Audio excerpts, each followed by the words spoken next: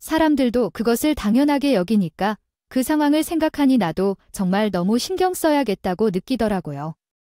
그곳에 재방문할 일이 없을 테니까 너무 걱정하지 않아도 돼. 상황을 원만하게 마무리하고 난 뒤 내 아내가 임신했다는 소식을 듣고 진정으로 행복해했어요. 긴만에 함께 4시간 저녁을 보내며 행복한 시간을 보냈죠. 그리고 헬스장에 가서도 이제는 소문에 휩쓸리지 않고 강하게 대응해야 한다고 생각했어요. 왜냐하면 그런 소문으로 인해 사랑하는 아내와 동생을 잃고 싶지 않았기 때문이죠. 아내의 임신으로 우리는 다시 행복한 삶을 찾을 수 있었어요. 아이가 올 생각에 집 꾸미기부터 모든 것을 준비하는 것이 정말 재미있고 행복했어요.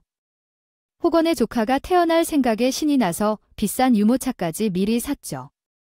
아이 나중에 큰일 날 수 있다고 생각했어요. 그래서 그것도 준비해 놨어요. 출산 선물도 사고 있어요. 형은 출산 선물 준비 중이거든요. 부자인 나보다 더 잘 알아. 나는 그냥 육아 용품만 알고 있었어요. 형이나 알긴 알지. 임신할 때 서운한 것은 평생 간다고 하잖아. 그래서 아기 선물보다는 아내를 더 챙겨주는 게 세상 흐름이 그렇대요. 형아, 넌 아이를 키우면 충분히 이해하겠지. 산후조리한 이벤트부터 시작해서 얼마나 많은지부터 생각해보세요. 주변에서 아기 선물을 많이 받아도 챙기는 사람은 제외하고 형님한테만 돈을 한번 크게 쓰세요. 그 감동은 평생 가는 것이니까요. 아이라도 하나 준비하는 게 좋겠죠? 그렇게 고생하고 집에 돌아왔을 때 좋은 선물이 있으면 얼마나 행복할까요? 형님이 모르는 것을 묻고 알려주겠으니 준비해 두세요. 결혼 때도 그렇고 여러모로 신세 많이 졌다고 생각해요. 항상 고마워요. 호건이 말을 듣고 모은 적금으로 아내 선물을 준비하였어요. 주변에서 다 아이 걱정하더니 아내 생각은 크게 안 하더라고요. 기대되는 미래에 대해 생각하다가 병원에서 아내를 기다리는데 간호사가 이것저것 묻기 시작했어요. 두 분이 어떻게 만났냐며 신혼같이 좋아 보인다고 하더라고요. 저희는 그냥 친구 소개로 만났어요. 친한 동생이 남자세요? 네, 남자분인데요. 소개해드린다고 남자들끼리 소개해드리고요. 핸드폰 배경에 결혼 사진이 있으세요? 보여주세요. 어우, 참 잘 어울립니다. 하지만 남자 형제 없으시죠? 너무 인마가 좋는데 아내한텐 그렇게 잘해주시니까 간호사들도 이런 남편 얻고 싶다 하시더라고요. 네, 모든 사람들도 아닌가요? 제가 형제가 없어서 조금 아쉽네요. 건강한 친정 동생이나 형이 없나요? 아니면 좋게 알다 보니 남자인 가족 없나요? 말 안 해도 아는데, 네, 왜 이러죠? 아쉬운데. 답변하면 괴롭히니까요. 그거 사실 저희 간호사들이 너무 다정하고 멋있다고 해서 주변에 소개받고 싶다는 얘기가 있어서 물어봤어요.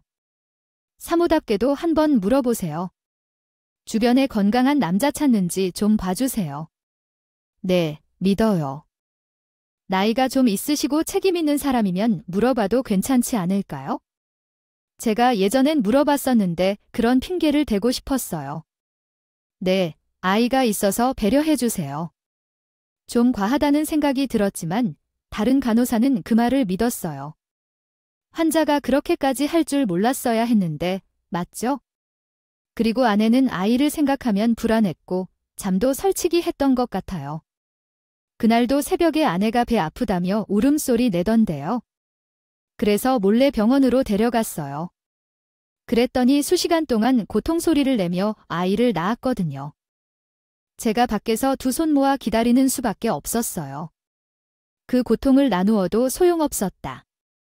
내가 할 수 있는 것은 기도뿐이었다. 그런데 멀리서 계속 나를 쳐다보던 간호사가 다가오고 있었다. 그때 그가 무슨 일인가 물었는데 나는 지금 정신이 없어서 애인이 진통 중이고 병실박에서도 고통을 견디고 있는 그녀의 목소리를 듣고 서 있었다. 그 물음에 너무 한심해 보였다. 그가 남자를 소개하겠다고 한 것은 어처구니였다. 이런 상황에서 왜 환자한테 그런 얘기를 하는지 이해할 수 없었다.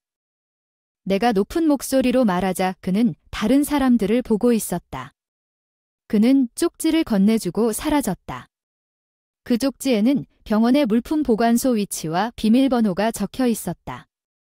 이전에 쓰여있는 번호가 아닌 것에 당황했다. 그리고 그것을 확인해봐야겠다고 생각했다. 나는 빨리 가서 대체 확인해보자 생각이 들었고, 그리고 쪽지에 쓰여있던 물품 보관함을 열자 봉투에 작은 USB 하나가 들어있었습니다. 나는 떨리는 손으로 내가 미리 챙겨온 노트북에 꽂아보았고 병원 영상이 나왔다. 아내가 그 영상 안에서 이곳을 찾은 모습이 보였다. 그러나 정지 버튼을 누르고 한참을 멈추고 보게 만든 건 아내가 아닌 그 옆에 다정하게 팔을 둘러안고 있는 낯선 한 남자였다. 영상 속 아내는 나와 함께 있을 때보다 훨씬 다정하고 하얀 미소로 어깨를 기대면서 말이었다.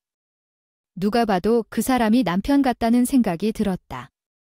그리고 이어진 다음 영상에서는 호원이가 아내를 데리고 오는 모습도 지켜보았다. 그때부터 나는 눈앞에 아이가 태어난다는 것도 있고 아무것도 보이지 않았고 그 간호사를 한참 동안 찾아 헤맸다. 이게 뭐냐고요? 이 영상을 왜 나한테 주는 거냐고요? 내가 본 것을 말해도 믿지 않을 테니까 사모님은 계속 거짓말을 할 것이고 그러니까 이걸 직접 보았다는 것이다. 네, 나는 보았어요. 남자가 둘도 아니고 셋이나 바뀌어서 오는 사무가 어디 있겠어요. 이 병원에서 12년 넘게 일해도 이런 경우는 처음이다. 그러니까 간호사들 사이에서도 말 나오고 당연히 이상하게 볼 수밖에 없다. 그리고 셋 다 아무렇지도 않게 팔짱 끼고 다니고 누가 봐도 영락 없는 남편인데 그 사람이 둘 다 남편이라고 하던가요? 자기라고 아무렇지 않게 부르고 행동도 보통 사이는 아닌 걸로 보인다. 뭐라고요? 확실히 들었어요. 그 말 내 아내 앞에서도 할 수 있냐고요. 제가 얼마나 미련했다. 충격적인 사실에 간호사를 의심하고 있었습니다. 아, 아직도 모르시겠어요. 정신을 못 차리시는? 많이 집중된다. 왜 그런 내 형에 대한 이야기를 자세히 물어보지 않았을까? 갑작스럽게 영상 속 남자가 그 남자일 것 같은 느낌이 들었습니다. 곧 태어나기 전까지 내 아이로 생각했던 아이의 아버지에 대해서도 그랬죠. 그리고 나는 그때부터 아내가 무슨 행동을 하는지를 생각하는 것조차 머릿속에서 지워졌습니다. 아내가 진통 중에 소리치는 것만큼이나 나도 그저 소리치고 싶었기 때문이죠. 그리고 나는 더 자세히 그 남자 얼굴을 보고 앞으로 어떻게 해결할지 고민하는 생각밖에 없었습니다. 그건 한때 아내의 과거였고 내 아이인 경우는 어떨지 정말로 많은 생각이 떠올랐어요. 얼마 지나지 않아 내 머리를 혼란스럽게 만들어온 호원이가 집으로 왔어요. 그리고 나는 마지막으로 그 사실을 알고 있는 호건이에게 말해보기로 했습니다. 그의 표정만 봐도 모든 것을 알 수 있을 테니까요. 형, 나왔어요. 아, 어떻게 됐어요? 아직 진통 중이에요. 그런 거 같아. 난 커피나 한 잔 마시러 가려고. 너도 같이 갈래? 아이 흉 아무리 그래도 옆에서 지켜야 할 것 같지 않을까요? 때가 되면 나올 거야. 내 아이도 아닌데 그렇게까지 신경 써야 할 필요가 있나? 그 말이 끝나자 호건이의 표정을 살피자 갑자기 큰 몸집에 그는 손을 떨며 말을 주저하는데 형. 그게 무슨 소리야? 이 병원에 팔짱 끼고 온 남자가 나까지 총을 쏠 생각이 있는 줄 알았다면 모두 사실대로 말했으면 했다. 몇 시간 남지 않았어. 나도 너한테 마지막으로 물어주고 싶어 하는 거야. 공범이 너도 내가 여기 날렵의 역할을 기대하고 있을 것 같아. 나를 속이면 그때 묻고 벌을 줄 것이다. 잠깐만요. 형. 그리고 셋 다 아무렇지도 않게 팔짱 끼고 다니고 누가 봐도 영락 없는 남편인데 그 사람이 둘 다 남편이라고 하던가요? 자기라고 아무렇지 않게 부르고 행동도 보통 사이는 아닌 걸로 보인다. 뭐라고요? 확실히 들었어요. 그 말 내 아내 앞에서도 할 수 있냐고요. 제가 얼마나 미련했다. 충격적인 사실에 간호사를 의심하고 있었습니다. 아, 아직도 모르시겠어요. 정신을 못 차리시는? 말해드릴게요. 모두 다 말해드릴게요. 그리고 나 호건은 충격적인 아내의 과거를 모두 듣게 되었어요. 알고 보니 영상 속 남자와 아내는 10년 넘게 함께 돈을 벌기 위해 사기를 치며 관계를 이어왔고 아내는 그 관계를 끊고 제게 결혼하려고 했지만 남자가 필요할 때마다 돈을 제게 요구하며 협박하여 그 관계를 끊을 수 없었어요. 호건도 그 관계의 일부였죠. 그리고 그 사이에 그 남자의 아이를 가진 채로 아내가 나를 데리러 왔어요. 아이의 얼굴을 보니 더 기함을 하게 되었어요. 아이는 그 남자 닮은 아이였고 우직하게 울고 있었거든요. 아내를 보며 조차 최소한의 연민조차 느끼지 못했어요. 단호한 여자라는 생각밖에 들지 않았죠. 아이는 건강하게 9km 나와 아빠의 얼굴을 봐도 아빠가 아니라고 말했죠. 그러나 저는 마지막까지 속이고 싶었을 텐데 아이가 계속해서 아버지를 찾아 부르는 걸 보고 속을 필요가 없다는 걸 깨닫게 되었어요. 그 말에 의사들도 곤란한 표정을 지었지만 이 사실을 받아들여야 했어요. 언제까지 속이고 다른 자식을 제 자식으로 속일 생각이었을까요? 회복이 덜 된 상태로 집으로 돌아온 아내를 보고 온몸에 소름이 끼쳤어요. 잘못했어요, 오빠, 내가 끝까지 속이고 싶었어요. 내가 말하려고 생각했지만 정말로 용기가 없었어. 정말 속이려고 계획한 게 아니라서 말 못하면 내 과거를 모두 공개해야 하니 그건 불가능할 것이라고 생각했어. 어쩌면 들어봤을 때 내게서 떠나버릴까 봐 두려워했어. 하지만 나는 그런 사람과의 시간이 후회스러웠어. 다시 그런 상황에 들어가고 싶지 않았어. 그래, 그 과거는 마음속 깊이 묻어두고 싶은 것이야. 하지만 그 과거를 과거로 만들지 않은 건 너야? 여기까지 와서 누구를 탓해야 할지 모르겠어. 맞아. 모든 말은 사실이야. 하지만 오빠를 만나서 행복했던 시간이 있었어. 마치 다시 태어난 것처럼 느껴졌어. 앞으로도 오빠와 함께 노력하고 행복할 거라고 생각하면서 살아갈게. 내가 그동안 정말 노력하고 잘해왔다는 건 잘 아는데 용서해 주길 바래. 너는 지금 무슨 일을 벌인 건지 모르겠어. 다른 남자와 어울리는 건 과거라고 생각하면 뭐가 그리 뻔뻔한지 모르겠어. 얼마나 멀리 갈 생각이었나? 언제까지 조이기를 하고 있을 거야?